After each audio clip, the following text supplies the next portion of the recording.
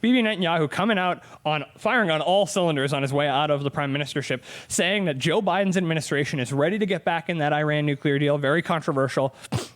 An opportunity for Iran, the nation of Iran, to go back and decide, we're going to continue our nuclear power program. Now, again, this should, the kind of the networking of that deal should stop them from getting weapons-grade nuclear uranium.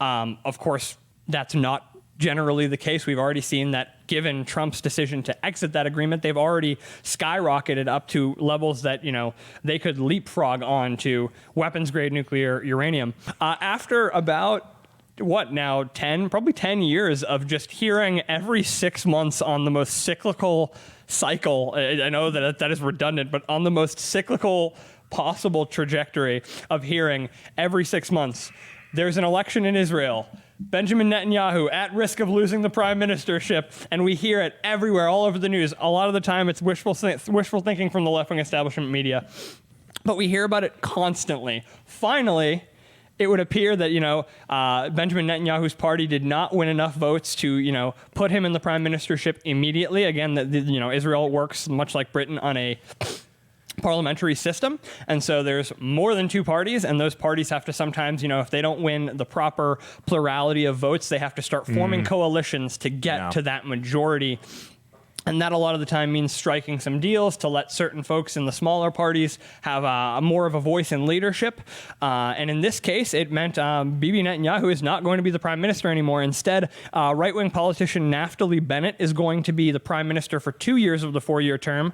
And then for the second 2 years of the 4-year term, Yair Lapid, a liberal, is going to be the prime minister. So they've actually formed a coalition between the far right and the left-wing caucus to get power back, and they're going to split the prime ministership over the course of this 4 years between a liberal and a more far right figure, which is deeply interesting. But more interesting even than that is the fact that on his way out, Bibi Netanyahu lobbed a couple bombs at Joe Biden. And this is not a figure that I tend to believe is particularly courageous in his leadership. He's very shrewd. He knows what he's doing, but he's never looked to me as though he was the bomb dropping type, save for actually dropping bombs on Palestine. But we have here a quote, and this is in a Western Journal story. If you want to go to the Western Journal at any point today, this is, I believe, is still on the homepage.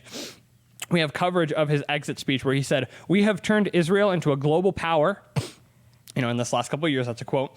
And then back to the quote, "We've done this not by surrendering to international pressure, not out of weakness. We did this out of power." Of course, he's talking about, the relationship between Israel and the United States under, President Trump. President Trump came in and, despite the kind of conservative support for Israel, obviously Republicans kind of haven't done particularly all that much for Israel other than, the military and financial support.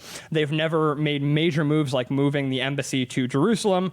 That was under Donald Trump. So, this kind of stronger foreign policy from the United States allowed Israel to kind of flourish. And he went on to say, that Israel fought with determination against Iran's attempt to acquire nuclear weapons under the Obama administration, obviously, even if we had to stand alone, completely alone against the whole world and many in Israel. This determination affected the previous American administration to leave the dangerous nuclear deal. It's not a secret that the United States plans very soon to return to that dangerous agreement, which my colleagues and I completely oppose. I want to tell you the American administration asked me not to publicly air our disagreements on these matters. We have disagreements. They asked us to keep them discreet. So Bibi Netanyahu coming out on firing on all cylinders on his way out of the prime ministership, saying that Joe Biden's administration is ready to get back in that Iran nuclear deal. Very controversial. An opportunity for Iran, the nation of Iran, to go back and decide, we're going to continue our nuclear power program. Now, again, this should, the kind of the networking of that deal should stop them from getting weapons-grade nuclear uranium. Of course, that's not generally the case. We've already seen that given Trump's decision to exit that agreement, they've already skyrocketed up to levels that, they could leapfrog on to weapons-grade nuclear uranium. So Israel, not pleased with this decision, at least the former prime minister, and on the way out, he's firing shots across the bow at Joe Biden.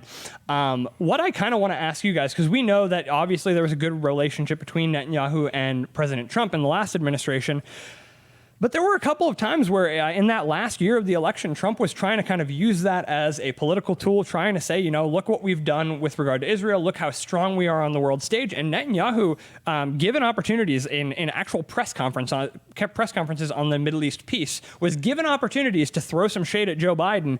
And he didn't do it because he thought that in the next year, if Trump lost and he won, that he'd be working with Joe Biden and he had to keep that relationship pure. What I want to ask you guys was this guy strictly just a snake, a political creature, or was he really going to stand up to Biden whether he was returned to the prime ministership or not?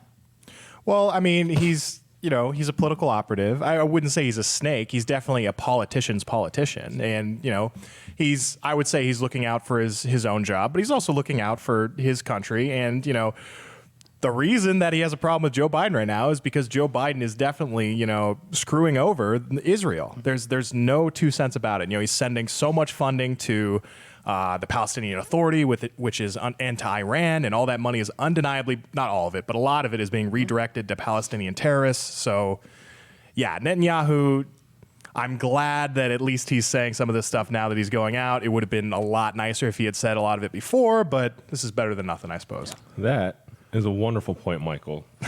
You get a lay. Thank you. Yes. All right. I didn't know this was going to happen today. So to answer your question, Snake's probably a bit strong. I do think he's calculating, but I think you kind of have to be, especially in a political arena that is sometimes literally as cutthroat as any in the Middle East. I think you kind of have to be. But, it's hard for me to blame Netanyahu for any sort of kind of, two-facedism that we might get from this. Because, if you genuinely dislike someone, you can't blame someone for that. No. But if you're being cordial for the sake of, working relationships, then, it is what it is. It's hard for me to say that Netanyahu did anything wrong, per se.